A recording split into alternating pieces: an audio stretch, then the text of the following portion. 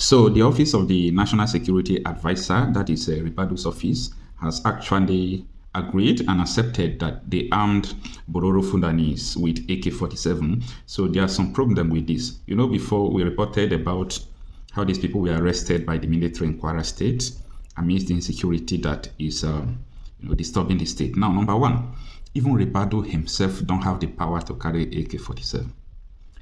Ribadu is just an appointed person. He's not a military officer. He's not even a CDS, so this is a national security advisor. He don't have power to own AK-47. Talk less of giving people AK-47. Now, another problem with this is that the people he gave AK-47 are not Nigerians. These Bororo Fulanis are not Nigerians. That is the second problem. The third problem with this issue is that these people he gave the AK-47 don't have power, authority, or what it takes to have AK-47 in their own hands. What that means is that these people are not the military, they are not the police, so it has nothing to do with AK-47. Now, Ribadu is trying to cover everything up. He said these people are vigilante. Now, in Nigeria, a vigilante or vigilante groups or members, they don't still have the authority to carry AK-47. You know why I'm saying this? APC government are the sole sponsor of terrorism in Nigeria. They don't hide it since 2015 that they imported terrorists into the country. So every now and then they are exhibiting the characteristics of terrorism. These people are terrorists. They don't hide it. So who is going to arrest Ribadu now? Who is going to jail him? Who is going to take him to court? How will he account for the people that these people have killed? Now, another issue here is that these people are members of Miyetti. How can you arm the members of Miyetti with AK-47? Now, Miyetti leader has been arrested because Miyetti members were caught killing people. And he said yes, that they used to send them for a revenge mission. DSS arrested him, charged him for treason, waiting 48 hours. They released him. Up to today, nobody even talk about how he was released. So that is another problem there. Now, after 2 days, this thing seems to be coincident. In Kogi State, that was yesterday, Nigerian Navy saw people who were wearing military uniform. As a trained naval personnel, they understand that these people don't exhibit the characteristics of a army or navy officer, like leaving your beers, all those things. So they approached them. They approached them because they said they were carrying AK-47 with military uniform, and there is an intel that there is a kidnapping incident that is about to happen in the place. So how can the military be the one to kidnap? So they approached them. These people open fire on the Navy. So the Navy have to overpower them and kill two. So the two people they killed, they saw Miyetti in their Miyetti ID card in their bag. Don't forget that Nuhu Ribadu and Miyetti people in Kwara and Kogi State, this terrain, these people have been terrorizing over here. I want you to open your eyes and understand what is going on in Nigeria. Okay? I want you to open your eyes and understand what is actually going on in Nigeria. Right from the day that CPC and ACN, Tinubu and Ribadu's coalition imported terrorists into the country to remove Jonathan. So right from that day, these people have been keeping these people, arming them, using them for what they want to use them for. Okay? They have been sending them for an era. Remember that Buhari wanted to do Ruga, settlement for every place, every state, just for these people to take over. Come, this is a battle of supremacy of tribalism. It's a battle of supremacy. Now, the people, Nuhu Ribadu, he himself, with these people are the same tribe. So Nuhu Ribadu is arming his tribe people to commit terrorism in Nigeria. This is treasonable, and I said something the day before yesterday. I said, if Nigeria is like China, Nuhu Ribadu should be facing a firing squad. If Nigeria is like China, Nuhu Ribadu should be facing a firing squad. Like, what the hell is this? I mean, non-state actors with AK-47. You know why this thing is making sense? It could have been easy to dodge. It could have been easy to cover this. If number one, the military did not video this. If number two, they did not catch them with AK-47. If it is a pump action or shoot and run, or those hunters gone, probably we could say maybe they are vigilantes. You understand? Or maybe they are hunter. They would have just twisted the story. But with AK-47 rifle, and this AK-47 is like a new one. What did I say? This AK-47 is like a new gun. Cha-cha-cha. When you hear cha-cha-cha, you know this is a new gun. Now, the gun they said that Ribadu gave them, okay, from the information that I received, those guns has not been registered with Nigerian military personnel, has not been registered with Nigerian police. So the answer is this: where did Ribadu get the gun? Are you thinking what I'm thinking? Where did Ribadu get the gun? So people import gun into country, AK-47, and give it to terrorists or give it to whoever they want to give it to. See, I really want to understand some things. Is Tinubu really in charge of this country? Is Tinubu really in charge of this country? What is even going on in Nigeria? Is Tinubu aware of it? Anyway, I'm not trying to exonerate Tinubu because his coalition imported terrorists into this country, and it is evident. Everybody knows about what transpired then. Where do we go from here? Nigeria is in trouble. Prepare for the worst, okay? We, the ordinary citizens, have no option. The whole world will take it that, yes, the Uncle Tinubu government, so-called federal government of Nigeria, has a policy of paying bandits and terrorists. The history I narrated to you of collecting donations from all over the world by somebody who specialized in collecting donations. Do we really have a government if somebody who sold Nigeria's assets for 4 years at BPE, served as FCT minister for 4 years, and served as governor, would say that there is a national policy of paying bandits? Do we have a government? Am I a citizen? Are you a citizen? Does Nigeria exist? Or do a pack of people live in a certain territory with another group of people claiming to misrule them? Do we have a government? Do we have a nation? What are we doing? Are people understanding the gravity of this statement? Do we even have an office of a national security advisor? A national policy is official position of government, an official declaration that this is what we shall be constitutionally doing, what we shall be legally pursuing. That's what we call a national policy. It is made public, it is celebrated, it is broadcast to the whole world. Was such a thing held? Why did Nasir say it?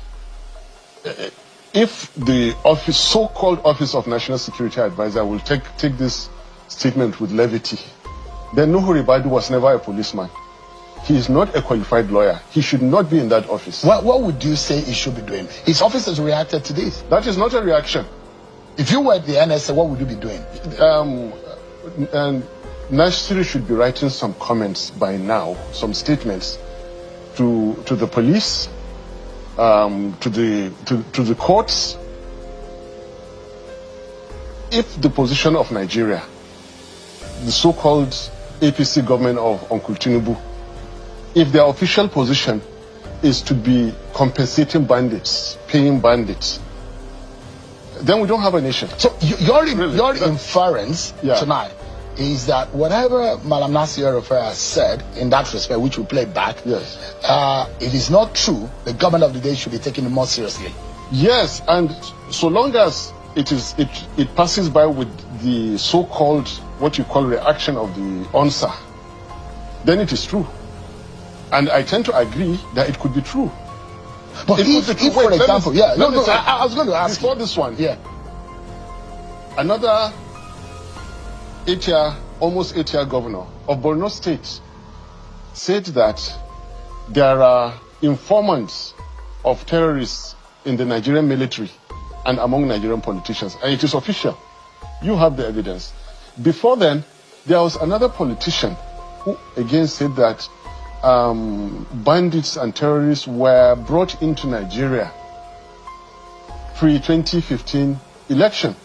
These are even small ones. Do you remember? Now, what I'm about to say and my arguments are that insecurity is part of APC. Insecurity has been APC's way of getting power.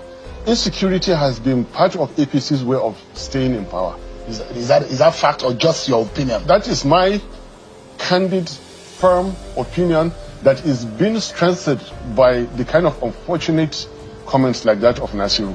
So, 2 days ago. But there are no facts to what you're saying. There are no facts to what you're saying. There are facts. If there are opinions, how would you say a government of the day is part of their life or living is insecurity? That I'm giving you the facts. Now I have clearly given you 3 statements of politicians, government functionaries that are undisputed. I have given you this. Go back in time. Do you remember that a former Nigerian president was attacked by terrorists? Unprecedented, never in the history of Nigeria did that happen.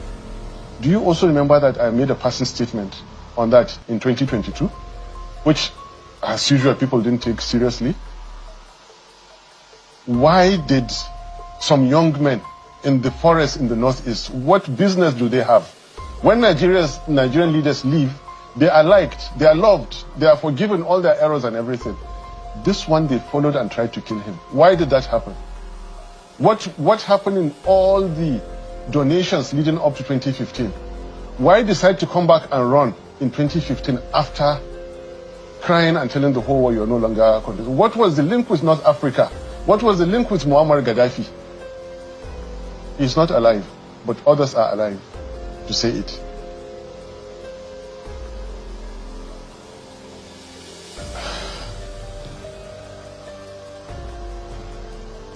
You are from Kaduna State, Senator. This is Shehu. Oh. And I'm in so much pain. Believe me. Nigeria is a great country. It should be a great country. And we have people destroying us by the hour. Insecurity has been part of APC's game. And Nasiru is saying it. And I think he's right. The government has been paying them. Well, you don't Last year, this time, I have facts. No, the government has said no, they are not paying them. They are paying them. Because the reaction of ONSA is not disputing what Nasiru has said. You are inferring that the NSA should arrest Nasiru No, I'm not interested. or collect his statement. But if that happens, there are those in opposition that will say they are going after opposition voices. There are more ways to counter such opposition. I told you about 2015. You see, going after a former Nigerian president, trying to kill him. What does that tell you? Something. Before that, what had happened? After Jonathan won in the Supreme Court, they called for dialogue, and those young men nominated a former Nigerian president who took 3 days to repudiate. After those 3 days, go and plot the graph. You will see that between 2012 to 2014, the spikes of attacks around those villages in the northeast skyrocketed. Because hunger, lack of medicine. Why? Because somebody had stopped sending the recurrent expenses of those people who used to come all the way to Kaduna, collect and then go back. And that's how the cycle went. In protest as to why did you call that name, they couldn't bear it anymore and felt by 2014 the best thing was to go and attempt. It failed. We're lucky. They got Jonathan scared. He thought that, if they kill this man, Nigeria will burn. They provided him with additional cars, more money, and it was all about money. It was all about collecting money. The truth is that somebody had gone to North Africa, negotiated with Gaddafi. Gaddafi, who is was an international terrorist, all over the world, from the far west to the far east, said, I will help you, like I've been doing. I heard there are some young men. There are plans to kill Gaddafi, not in a palace school, but through uprising. If it fails and you become president, I will retire to your country if you become president. If it doesn't fail, right now, he wanted to create a buffer. So he sent Saif al-Islam, go on YouTube and find out, to Niger with money, cash, millions of dollars in his boots, to recruit Tuaregs to go and fight in Libya. sent his former general to Mali. Why you still have insecurity in Mali? In Nigeria, they give crazy amount of money to that gentleman. Go and help these people with the intention of bringing them to fight in Libya. When Gaddafi died, they sat on the money. They kept on with the recurrent until after mentioning the name, and then they stopped sending the money. They became, now all these things are linked. They wanted Nigeria to burn if Buhari did not become president in 2015. I contested alongside Buhari for Senate. I contested for Senate in 2011. You have it on YouTube. He said, blood, soaked in blood, the baboon and the... Ever since he made that comment, I refused to go and campaign with Buhari. Refused completely. It didn't matter if I lost the Senate seat. I won it eventually. Insecure for a former president to say, you soak in blood. And then there was, Kaduna is my state. There was serious violence in Kaduna. Many houses were burnt. Emir's houses in Ongwansarki, Demna Abba had their houses burnt and all that, simply because of a statement. They went and brought in people from those neighboring places in readiness to remove Jonathan by all means. So the desperation of people to get Jonathan out of power has built up and added to what we call insecurity in Nigeria today. So you're inferring that all what we have seen over the last few years as insecurity is orchestrated? Of course. And it's political? Of course. Last year around this time. This narrative. Last year around this time. Whatever I tell you, I'll try to give you evidence. Last year around this time, we were just negotiating the release of our own nephew. And when he came out, what he said is not much different from what Nasir El-Rufai is saying. They complained that, and this young man is alive. He could come here tomorrow and you interview him. He's alive now in Zaria. He's alive. That, look, they are not making much money relying on these handouts from government. Each time they go out to operate, they make more money, like handouts in their hand. We kept negotiating. He's alive and he can come to this and sit with you, Shehu Akimbaloyi, and you interview him. This is a fact. But my grudge with Nasru's statements is that he was part and parcel of APC from 2013. Like he told you, he was one of the architects of it all. All of a sudden, to come and absolve himself and call others. No. Nasiru is part and parcel of all that has been going on. We suffered, we are victims of Nasiru's misrule in Zaria. Go back December 2015, when a war was supposed to have been won in the Northeast. What business, what military and strategic business did an army chief have to come to Zaria for a convocation, not of NDA, graduation of recruits, privates, choosing to follow the route where the Shiites were holding? All these things were orchestrated. They knew the exact hour, the exact minute that he was coming to pass, because they had the technology. And 800 people were killed because they wanted to raise down the temple that was built. These things were carefully doctored and orchestrated. These are heavy allegations that you are making, and which one will imagine? One will imagine someone of your status in the society. Yeah. Why are you just saying this? Why are you saying this? Does it amount to a political gimmick, or no? What exactly are you up to with this? Shawan, I've been saying it. I said it in your own program. I mentioned the link about North Africa. In your own program, go back and check. Play the archives and see. Wherever I spoke, I linked electoral fraud with insecurity, corruption and insecurity. I have always done this. I'm worried, actually, with some of the things that you are saying. But what is at the heart of all of this is that people are being killed. And the government is saying innocent soldiers are also losing, and the security operatives are losing their lives. The question is, where do we go from here? How do we stop this cycle? If you say they are political in nature, for the sake of God, how do we stop this cycle of killings? Only when you have the right leaders. you can only have the right leaders when you have them truly elected. So long as people will steal an election, so long as people will capture a nation, you will never have security. Most important, most drastic, most horrific is that when that group of people use the tools of insecurity like we have seen in 2015, and it worked, and they achieved what they wanted. And again, they use now, for example, the tools of religion, ethnicity, division within political parties, heavy use of money, security, constitutional abuses and breaches. The law means nothing. It is just what one individual decides. Irrespective of what the law says, you have to go and change the law to what suits that individual. There cannot be security. Not just peace, there cannot be security. Now let's go back. The purpose of being together in a nation is that you must be secured by whoever is leading you. If you're not secured, you're living in hell. You're not in a nation. Like we're almost there now.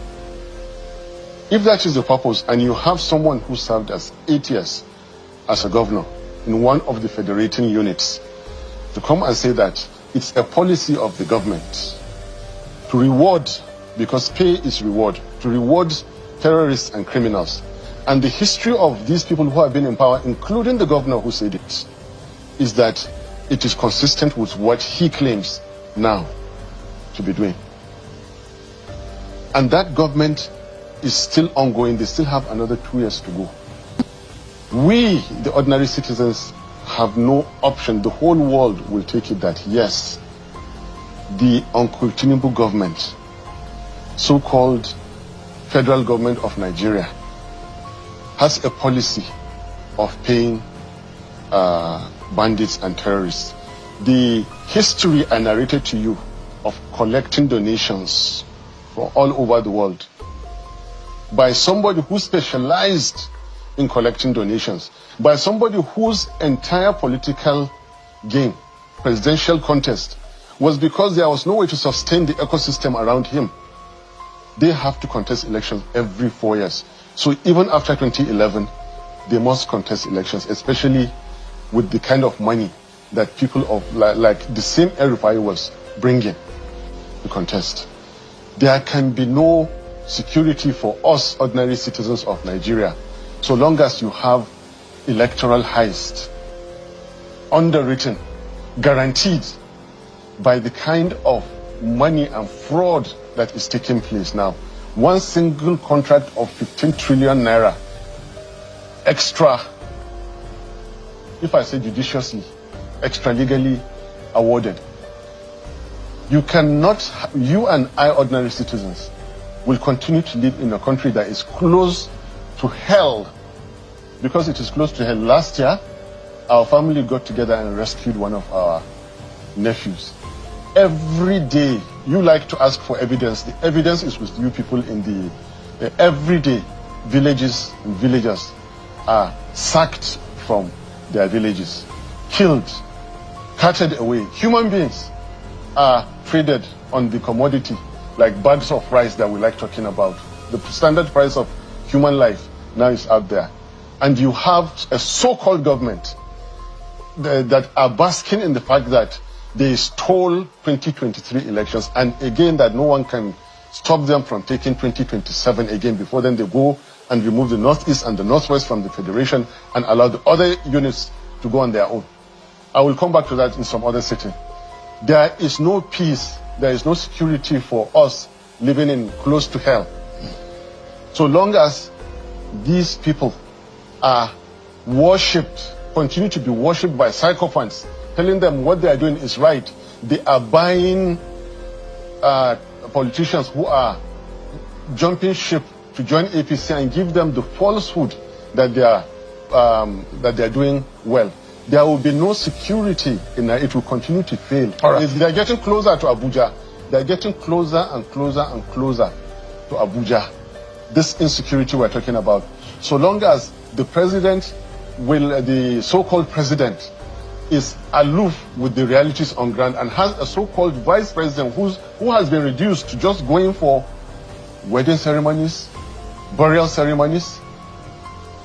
In the situation that Nigeria is, look, it is easier for the federal government of Nigeria now to send a whole vice president to go for condolence visits and wedding ceremonies than when 200 people are killed in the villages in Katsina.